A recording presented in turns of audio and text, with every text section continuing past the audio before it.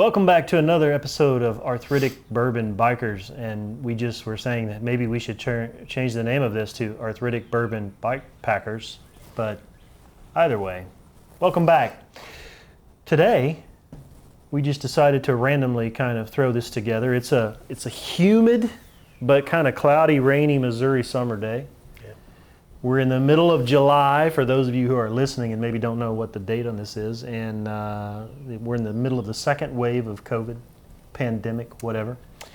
But we have a few things to talk about today. So one of the things I wanted to touch base with was you just got back from this epic bike trip, which was sort of like, to set this up a little bit, you went down to chaperone a senior trip that had been delayed because of the pandemic. Down in Florida. You spent a week down there taking care of a bunch of high school graduates, which you deserve a medal for that, number one. That's an adventure, yeah. And then you decided to go out, you took your bike with you, and you decided to do some riding, and you were left high and dry, no vehicle. Right. Vehicles left, there you are, stuck in Florida on a bicycle with all your gear. Yeah. How did it go? Tell us a little bit. Well, the first day, I had to kind of make sure they got off. Yes, and it's fair to say this was started in Destin, right? We'll give some geography here. Destin, It's hot Florida. and humid there as well. And so I'm waving goodbye. The buses are going. And then I look at my bike. And I go, well, okay. Here it is. Just me and Gertie, huh? Yeah. So, and I had to figure out where I was going. I really wanted to just see some coastal Florida along the Panhandle and then maybe down around Tampa. But it was hard to get lodging, hard to figure that out. And what I ended up doing, I'm a little bit of a little OCD. So I wanted to go to the very western edge of Florida. So from Destin, I went west, and I ended up going all the way to Gulf Shores, Alabama. And that was because you could find some camping locations or lodging or whatever kind of on the Alabama side. Mm-hmm. Florida got kind of crazy there, with some of the campgrounds were sort of at half occupancy, right? Yep. But also because you're sort of the bikepacker, tent camper, bike or backpacker style person, they had limited access for those types of people, right? They're sort of reserving their space for a lot of RVs, it sounded like. Yeah, I think they probably make more revenue on the RV guys. They stay longer. They set up shop, stay a week, 2, a month, whatever. And so I was, at one point, though, camping between a couple RVs in a little tiny tent or a hammock because it was so hot. But yeah, they don't seem to have as many tent campers. In some campgrounds, I really did spent a lot of time in front of the computer working on this. Some of the campgrounds didn't even allow tent camping. Yeah. Their RVs or nothing. There was also still some lingering effects from the hurricanes have passed a little bit in some of the places, it sounded like, from what you told me. And also, it seemed like that some places just weren't taking, like you say, taking people at all. And it's a weird time for camping, and down in that area there's really not a lot of places to quote unquote stealth camp necessarily. Yeah. Right. And you needed access to things like water and all that kind of stuff, so Yeah, there were some logistical problems because a lot of it is urban, but I went up kind of north of Pensacola Bay to Milton one day. And that was pretty rural. That was a little different. Definitely a different feel up there. I didn't really do any off-roading. It was all tarmac, all pavement. I don't think I ever really went on a limestone trail at all. I was on a lot of roads. There were some paved trails, designated trails and bike lanes, but I was on the hot pavement a lot, long time. So you went from Destin to Gulf Shores. Yeah. And then you overnighted in Gulf Shores. I did 2 nights. 2 nights? Because I wanted to explore. So that was about a 95-mile day to get all the way over there. And I had a late start. So I rolled in pretty late. It was getting dark. And then it was a real nice state park. I think it's just called Gulf State Park in Alabama. It's really nice. Lots of camping capacity. And so what I wanted to do is get up the next day and explore. And so I decided to ride, it was like, I don't know, maybe 20 miles or less, to the ferry terminal to get to Dauphin Island. And that's really a neat place. There is a bridge coming in from the north, but for me to get to the bridge would have been probably a 40, 50 mile ride. Yeah. So I went to the terminal and I rode around the island and then came back. It was pretty crowded. It was starting to loosen up, so lots of people coming down into coastal Alabama. And so even getting dinner was kind of sometimes an hour wait, depending on where you're looking for. Wow. Yeah. So I camped 2 nights there.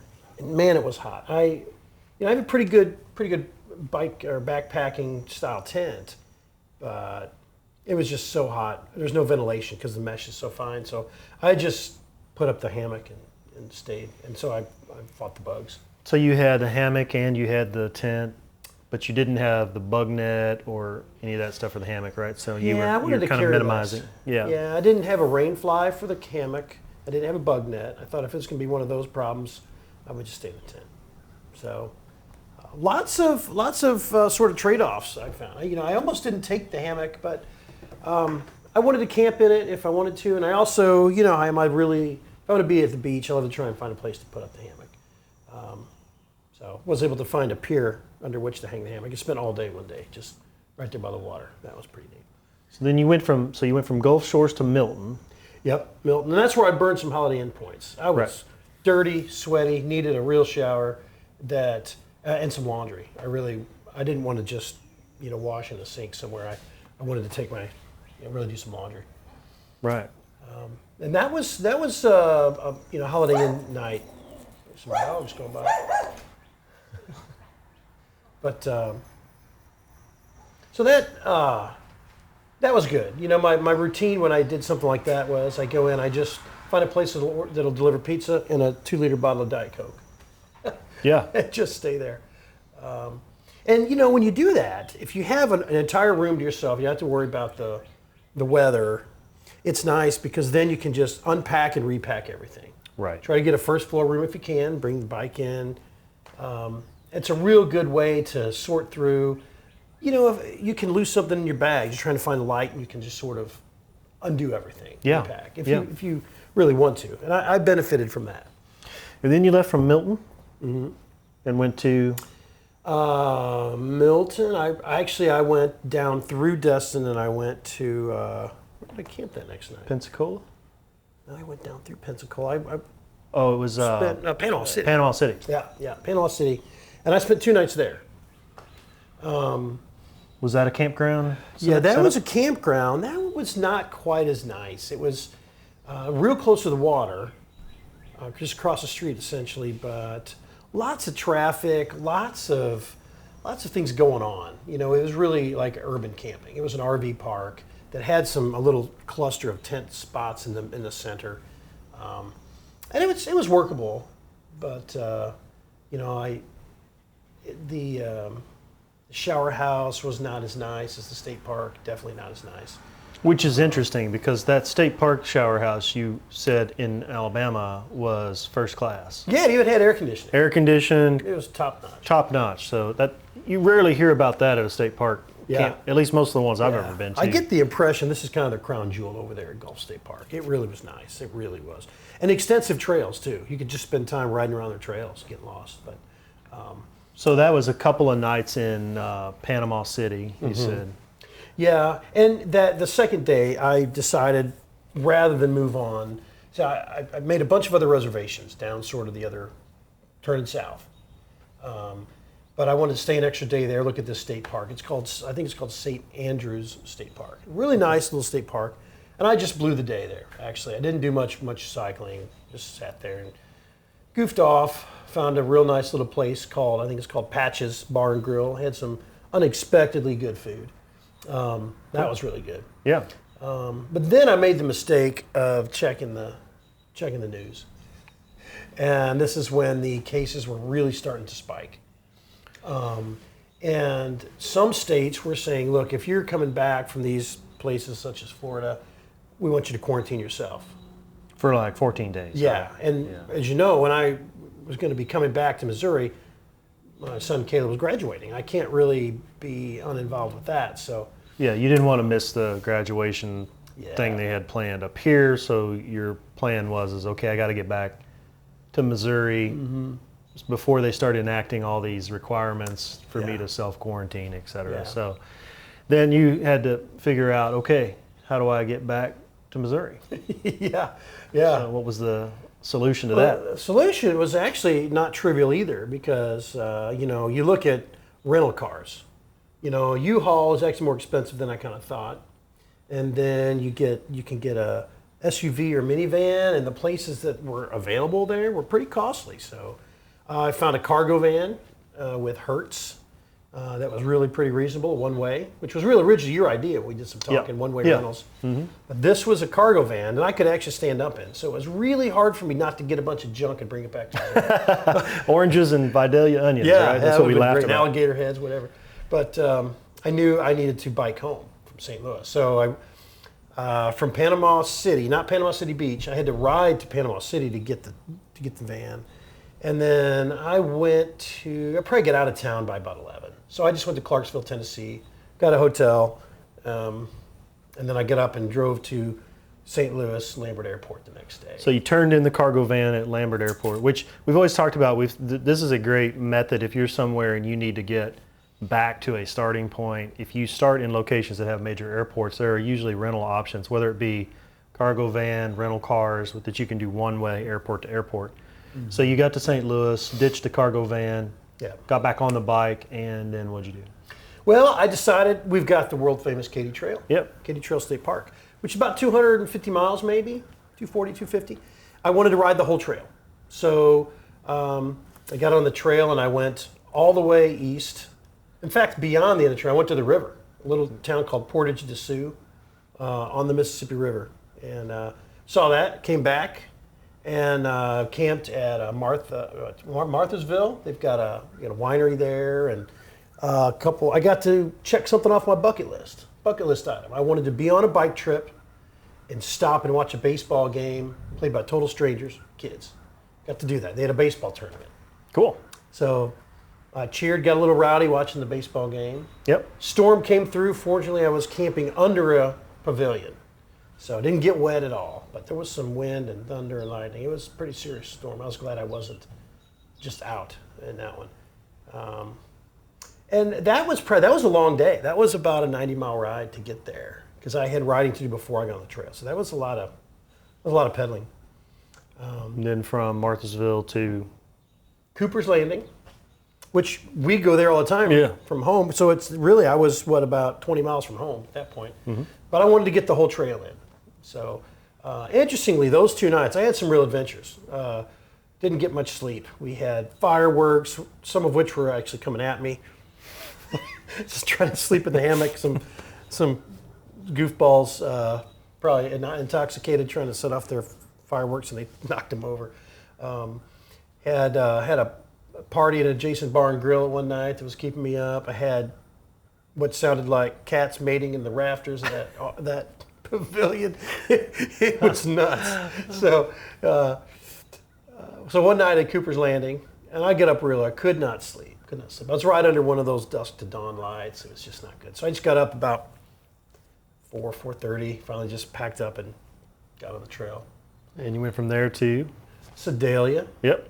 Sedalia, and I decided I didn't make any arrangements for camping. Could have the state fairgrounds. I think have a ton of spots. I don't know if they're always open, so I just decided to get a hotel. I stayed at burned some more Holiday Inn points in Sedalia, and that was good. I kind of needed some more rest. I mean, these were long, hard days with just a lot of heat. I mean, I ended up every day being pretty dehydrated. Yeah. It was, 90 degrees, lots of sun. I get lots of sunburn. So the last day then, from Sedalia, I went all the way to Clinton, the very end of the trail. I arranged for my wife to pick me up. Then we stayed at a little hotel, goofed off. Yeah. Then we drove the car back through little towns, Cole Camp, little Germantown, went to a winery there. A lot of wine on this trip. Mm-hmm.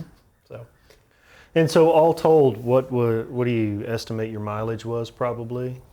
So, for the Florida riding and then for both, I'm going to guess it was probably about about 600 or so miles. Yeah, so I mean, a lot of miles, a lot of days. Even though you took some breaks in there, you had some hotels or whatever, but you rolled a lot of miles on the bike. Yeah.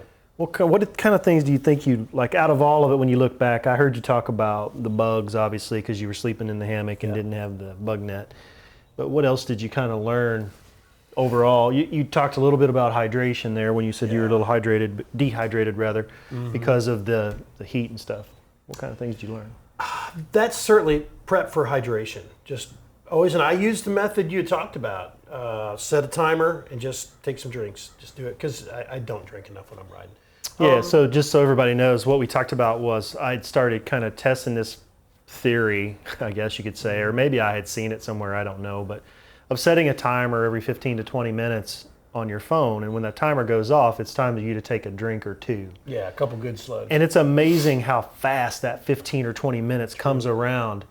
Absolutely. When you're riding, you oftentimes will go a really long period of time without taking a drink, and you just don't realize it. And by the time if you get behind, it's hard to catch up. Yeah. Oh, definitely. On hydration. And I had been there. I had to stop at a couple gas stations, because I should talk a little bit about the harrowing experiences I had too, with traffic and whatnot. But when you really are exhausted and tired and needing nutrition too, and hydration, I had to stop and wait a little while and try and catch up. Yeah. Lots of electrolyte solution and just resting, because it was hot, and it was quite a big exertion. I had a lot of gear on the bike.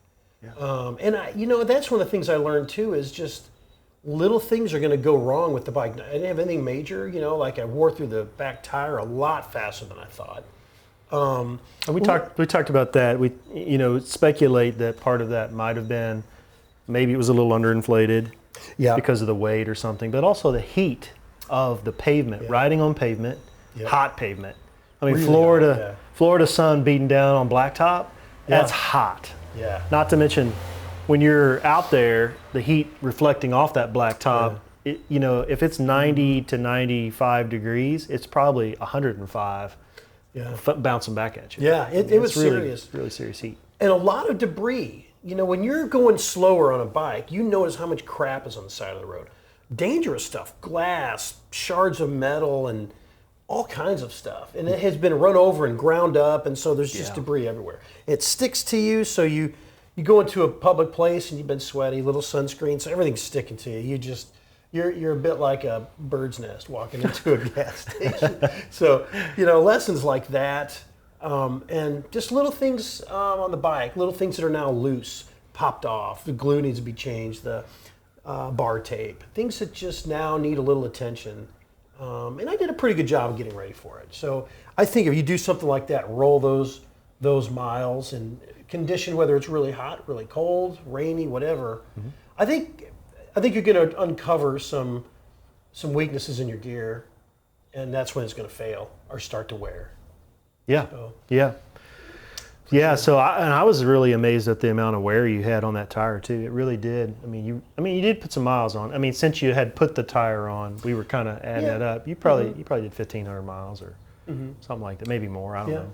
Yeah. But I didn't. I wasn't prepared for what happened down in Florida on that tire. I mean, it didn't fail, but I'm planning to get it, changed out real soon. No flats, nothing like that. No. Roll off didn't cause you any trouble, of course. It's fine. Because it's very reliable. The other thing, though, is even if you're, we've bike packed in kind of the wilderness, but I tell you, in a highway and urban setting, you got to be prepared for some dangerous road conditions. Like a bike lane will just disappear, where there's a lot of traffic, lots of high trucking, presence, and all of a sudden, road construction or a bridge being constructed changes that. And I was going over the Pensacola Bay Bridge, and I was pretty darn uneasy on that. In fact, I had to just go in a center lane that wasn't supposed to be occupied to get across it. And that's when you're pedaling. You're pedaling. I got to get out of here. Yeah. And so I was exhausted after that little trek. So. But it's fun. I don't know that I would avoid it because of that, but it's worth knowing that these things are going to come up, I think. A lot of times the bridges are one of the more harrowing parts, because oftentimes the bike lanes, at least around here for sure in our area, the bike lanes disappear where the bridges are. Yep. Some of them might have a pedestrian crossing, which oftentimes I'll take it, even if I'm on a bike, because I would rather, be in the pedestrian crossing than be out there sharing road space with a tractor trailer. Yeah, and because a lot of times those guys get over and they think they're past you and they're not, and you're not, and all kinds of stuff. I mean, when we were on the Natchez that one time, we almost got sideswiped by an RV guy. Yeah. He thought he was over and started coming back, and it's like, wow, dude, you're close. And the Natchez is pretty friendly usually to most cyclists. Well, the wall of air that hits you will knock you over if you're not prepared for it. And you have more gear on your bike, and so it's basically like carrying a piece of plywood. If a gust of wind comes, you're gonna be pushed aside. For sure. So it's dangerous. It is, So needless to say, I had my flashers, and I didn't put on the orange vest, but I had my helmet, had some lights going, but it was too hot to have another layer. It just was. Oh yeah. I wasn't going to do that. So. Good deal. Well, that's quite a journey and really a lot of miles, honestly. I mean, you spent probably what 8 or 9 days riding? Do you remember how many days total was it? Yeah, it's 4 days bike? for the Katy, and it's probably about eight. Probably 8 or 9. Because one day I really kind of chilled out by the state park, didn't do much. Yeah. I did ride quite a bit that day. I explored over on Dolphin Island. That was a fair bit, and it was really hot that day too. It was kind of a welcome change to be out on the ferry because then the wind picks up. And, right. Yeah. Well, it's certainly the added stress and difficulty with all of the pandemic stuff going on makes the camping aspect, the finding camping spots, and then I think a lot of times what we might forget about, we talk about this a lot, that you can always find food, but the problem is a lot of the restaurants have been closed and or limited with hours or so forth, and you're kind of left sometimes to convenience store food, which is not always the most nutritious or healthy or the best for you, and sometimes finding the quantity. And not only that, convenience store food's expensive. Right, yeah. Stuff's not cheap. Yeah. When you couple that with buying a lot of hydration type drinks, and you're using tablets, but sometimes you want to change. You want something cold. Yeah. I remember you talking about that. Yeah, I've needed something cold. You just want something cold to drink. You've got water, but it's all, ambient temperature water. You just want a cold drink. Yeah. And so you go in and you're buying these cold drinks. So it's going to cost you more money to do those things. Even if you bring your own food along, you're still probably going to wind up spending more in those situations that maybe you hadn't or wouldn't have planned for or thought about. Hopefully this kind of changes over time, but we're still kind of dealing with it right now, and maybe it's kind of ramped up a little bit again because of that. But the other thing that you find with getting water is the places aren't allowing you to come in, like gas stations, with your own cup and fill it with ice and water because of the infection risk. Right. So if you want water, you've got to buy a big bottle of water, which again, costly. Yeah, if you carry 3 or 4 big containers, you've got to do it. Like I said, I wanted something cold, so I was willing to cough up the cash for it. Yeah. I would go into a gas station and come out with a 44-ounce, ice with some other sort of drink and like 3 Gatorades. I'd drink this one and pour one in it and drink it until the ice was gone. Yeah. It was fun. It really was fun. I'm glad I did it, and I would probably do it again. In fact, I'd love to go back and finish the Gulf Coast. I had plenty of time. That's a frustrating thing. I had enough time to maybe get all the way down the Gulf and do something crazy. But I didn't think it was wise to stay any longer when I had this stuff to do at home. You didn't want to sacrifice the personal time with the fam and the graduation and celebrating that and all that. So that was the right call. I think you did the right thing. Yeah. Because it was getting sort of iffy, and some of those states now are really setting some parameters. People coming from here, going to there, and all this stuff. And it's kind of crazy. So that was probably the right move. So the other day, we're gonna shift gears for a second and talk about the other day you were riding, and we're gonna do a review on the Thud Buster. But you've got a Thud Buster that you kind of show everybody. Is this the LT one? I think it's the LT1 maybe. But anyway, Thud Buster, we're going to do a review on this because you've had it for a while and we've never really talked about it. But you were biking along, Yeah. and you had a failure. I had an equipment failure. Equipment failure. And so what happened? Well, this thing has 2 bolts, right? And when the top one breaks, And that's to adjust the tilt and all the stuff, just like you do on a regular bike seat. this sort of adjustment and then tilt. And when this one broke, it just sort of rode up like this. And So this front bolt or screw, it's kind of got a thumb screw end on it so that you can reach in here to do it, because with the thud buster you can't get a tool up in there because of the little shock absorber piece. Yeah. It broke, and when it did, the seat did this. Yeah. And that's quite it's hard to ride when you're exciting, isn't it? when that you're getting happens. an exam. Yes. And was the Brooks still on here then? Yeah, I had the Brooks. Okay, so then topic number 2, you were able to get this bolt replaced from the local bike shop. Yep. Had one of these, get it replaced. So what broke was actually the bolt itself. And you don't know exactly why it failed. I don't. I was adjusting myself. I was sort of like, okay, let's lean back on the seat a little bit. When this happens, I'm always on the phone. Yeah. I'm always on the phone when something like this happens. I got my headphones in and I'm talking to someone at work, but and then it made this ping, an unmistakable sound like that's not supposed to happen. Right. And then the seat's up, kind of all in my anatomy, and nearly crashed because of the surprise. And I just ended the ride, and I had my son come get me. It wasn't too far. Yeah. May have been able to rig something up, but it was terrible because I had this bag hanging on there, and so there's weight, and so it's just gonna have this kind of force. What that made me think about was if something like that happened on a ride, Yeah. it'd be really difficult to figure out what to do with that. Now you could certainly do some zip ties, this to here, and try to kind of finagle Down in it, but there, it's maybe. never going to be, Yeah. not going to be stable. stable. It might. Your objective then is just to get to a location where you can get some help. You can fix it. Yeah. And find a bolt or something, some kind of a hardware store. And a lot of the places we ride, towns wouldn't have that. Fortunately, you're close to home, and Yeah. somebody came and got you. It was just a Katy Trail type ride. You were actually on the MKT when that happened. Right. Yeah. But anyway, this sort of has been, for a while though, you've been thinking about a different saddle. I have been. You've been riding on the Brooks for what, 2 years probably? Just about 2 years. So you've been thinking about a different saddle. We're going to do a review on this saddle. And I've done reviews, a couple of them on the Brooks historically. So you and I have been discussing saddle stuff because I've recently been making a change as well. Yep.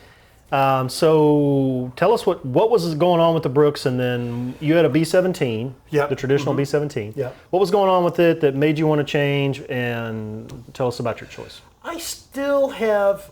I've used it a ton, and there are some things about it that I sort of like. I mean, it's fair to say that saddle has thousands of miles. Yeah. Oh yeah, for sure. Yep. I mean, probably. I wouldn't be surprised if it has 8,000 or 9,000 miles on it. Maybe so. I've spent Over 2 years, because you've ridden a lot. I've ridden a ton. Yeah. I mean, you did over 1,000 miles in June. Yeah. Alone. That's of questionable wisdom, but I did. So that saddle's got some miles in it, but you were experiencing discomfort or change or something. Yeah, I think it's too wide, and the edge of the leather, it'll get you. And I don't know if it was that or where I was having pressure on my butt there, but 40, 50 mile rides or more, I was just starting to be sore in a place that, I mean, I could put chamois cream, and it was just not there. It wasn't getting any better. It wasn't ceasing to occur. Yeah, it wasn't just like chafe. We're talking about more of a pointed location of pressure, I guess, or whatever. I had moved it around and stuff, and so I also have, like, up in the front end. If I lean forward, ride a long ways, I can still get some numbness that occurs as a result of that. I didn't like that, so I thought, well, let's try it. Try something else. Still have it, can always use it. But when this broke, when the seat post broke, I got just a straight post, because I didn't know if this could be fixed. And so I put the Brooks on there, wrote it a little bit, and then I got this one, the Charge Spoon. So this is the Charge Spoon. Yeah, kind of a weird one. Weird color one. With cool psychedelic colors on there. Mm-hmm. Yeah. And people talk about it being a great seat for the price. This funny colored one was even $3 cheaper than the others. That's why I pulled the trigger on this one. What was the cost? It was like $24 or something. Yeah, that's what I was just seeing on Amazon was more like 27, 28, 29 maybe in some places. That's what I did. I ordered it. It took a while to come in. And in that period of time, I got the thud buster fixed. And so I did put it on the other post first.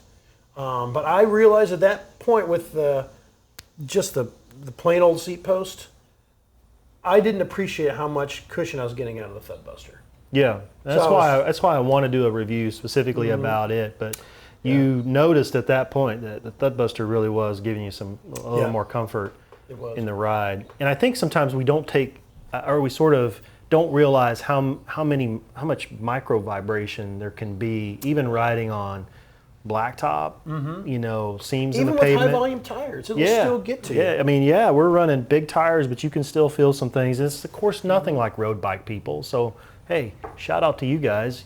Mad respect for what you guys put up with. But for miles and miles. But yeah, guys like us, we don't like that so much. So we're going to talk more about that in a future episode. But you've put a few miles on this, right? You put 40-something miles on it yesterday, or what was it? I probably have 50 or so on it total now, maybe 60. And it's different. Definitely different. I can tell the anatomic distribution where the pressure is and the friction is occurring is definitely different. And so I'm changing I had to mess with the position, front and back, and the angle. But I'm using chamois more often in different kind of areas. This prompted a conversation with us the other day. Of course, saddles are about the most controversial thing you can talk about when it comes to bicycles. Second only to, anchors and sailors is what I always joke about, because sailors are always debating about anchors. But a saddle is a very personal choice. And I've just recently changed too. So we were having this conversation about, and I was thinking about it as I was riding the other day. Every saddle has its own unique characteristics, its own shape, its own size, and the way in which your body sort of sits or fits in it. And there's so many movements, height, distance forward and back, angle, and you're making all these micro adjustments to try to find out what works for you. But at the same time, when you change a saddle, I believe, from my own personal experience anyway, and maybe you can chime in, that your body has to then readjust to what the saddle is, because suddenly there's pressure and chafe in places that it wasn't, but just because of the difference in design and shape. Yeah. So you have to really get your butt back in shape again for that new saddle. Yeah. At the same time, while you're trying to make adjustments and get it to where you like the feel of it. Yeah. So it's a real challenge when you change. Well, I agree, and I think it's a little frustrating because, I just finished a period of time, and you rode a ton just recently too, so you think, okay, I've been riding a lot, I shouldn't have to do a lot of work to keep myself in riding shape. And then you go and change saddle, and it's like starting all over. Yeah. It really is, and you're like, well, crap. I thought I was kind of ready to put in some long mile days if I want to, more trips if you want to go camping, but now my it's not necessarily limited by distance, but not amount of hours and I'll put in the saddle right now is limited because of that. Right. Yeah. And I think you said something earlier too that we were talking about that we don't maybe always take into consideration is the material the saddle's made out of. So the Brooks and I'm running the Selle Anatomica right now are leather, and that leather has more, it's slicker on the top. And this is more of a fabric that has a little texture to it you can feel. Almost canvas-like. Yeah, kind of canvasy-like. And so there's different friction involved with that, and the movement on there feels different. And so anyway, I'm looking forward to us talking more in depth about this.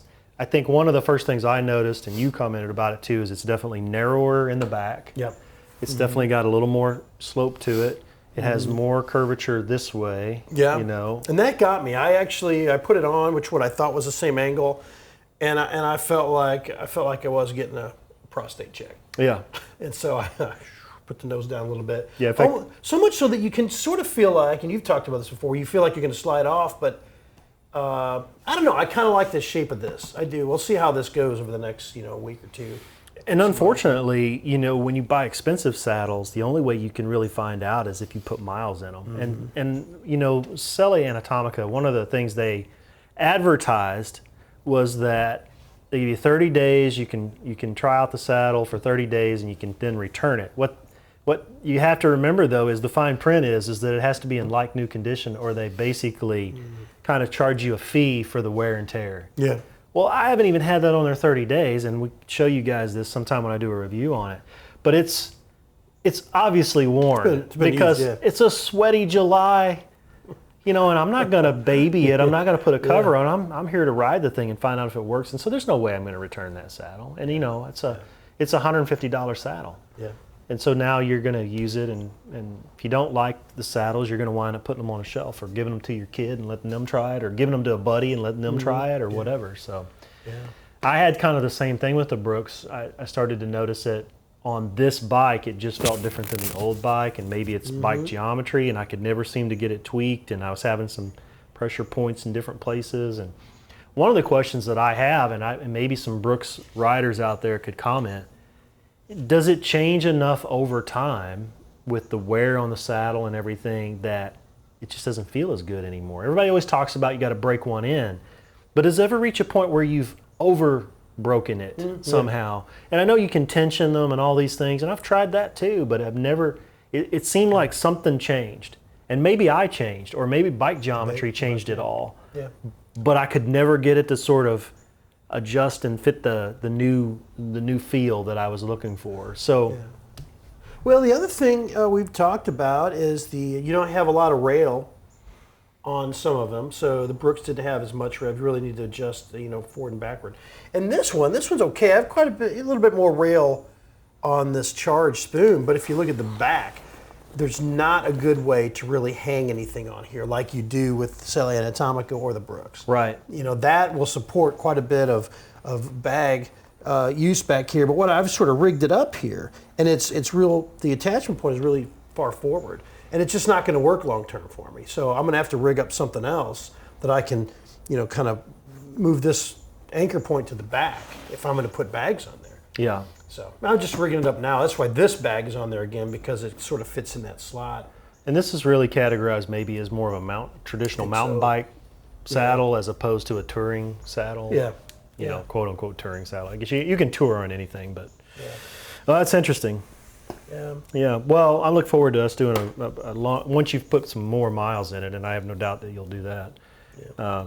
What you think of it long term, or if you decide, hey, this isn't going to work either. Bang for the buck, it certainly is affordable. Yeah. So you couldn't hardly pass up trying it. Anytime you can get a $30 or less saddle to play around with, you might as well try it. You've got nothing to lose for that cost, because by comparison, some of these leather saddles, or the fancier ones, are not cheap. Yeah. I've heard people talk about the Ergon also. I mentioned that to you. The guys that make the grips, they also make some saddles that are getting some reviews now and different things. So, but they're not cheap either, Yeah. Well, I might be looking again soon, but I'm going to give this one a shot, see what it looks like. Yeah. All right. Well, we're going to wrap this one up. It was good to hear about your trip down there.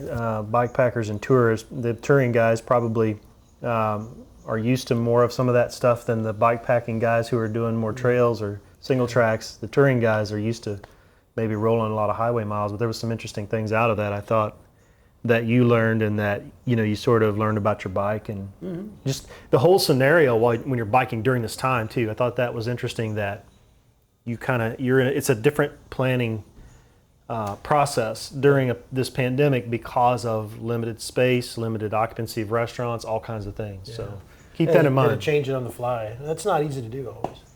Yeah. So if you're out there and you're thinking about doing a tour or doing a ride, keep that in mind. Plan ahead. Really think about reservations, and expect. I think you even had a campground that you kind of tried to reserve and then it got canceled on some of them. And Yep. so just expect the unexpected, I guess, is what we're trying to say during this time. And hopefully this will kind of loosen up as time goes on and things change, and who knows, treatments and vaccines or whatever in the future. I don't know what's coming, but keep that in mind for now, because it certainly has changed our plans this year about where we go, what we do, how we do it, all that stuff. Keep that in mind as you're out there riding too, and mostly just be safe. Wear your gear, and if you have to put a mask on because that's what they require, put a mask on. That's the right thing to do, and wear your helmet on the highway and all that stuff so you can be safe. And get out there and ride, though. I mean, It's interesting. You still see a lot of people out exercising. People are enjoying it, and it's safe and fun to do. There's plenty of space for all of us to ride and exercise out there. So get out there and make use of it while you can, and some miles in. Well, make your butt hurt on a new saddle or do something. That's what we've been doing. Yeah, that's right. Anyway, thanks for watching. These will be up on YouTube as always on the YouTube channel, and then also on the podcast players everywhere that Anchor FM distributes. So if you haven't followed along, be able to check that out. It should be on Apple, Google, and every place else, SoundCloud, all those places. And we'll post it up there, and we will see you again the next time.